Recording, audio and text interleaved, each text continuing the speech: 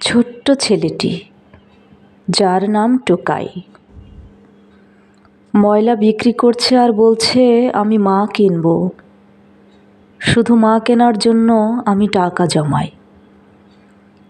জিজ্ঞেস করলে ওর ভাষায় বলে আমার মা মইরা গেছে। অথচ আমরা যারা মায়ের বুকে মানুষ হলাম, মায়ের আদর পেলাম, ত্যাগ দেখলাম, কষ্ট দিলাম, মায়ের কষ্ট দেখলাম, মাকে বারংবার আঘাত করলাম, আবার ক্ষমা পেলাম। মা যখন শয্যাশায়ী রোগাক্রান্ত, সময় মেপে মায়ের কাছে যাওয়ার সময় তোমার হয় না।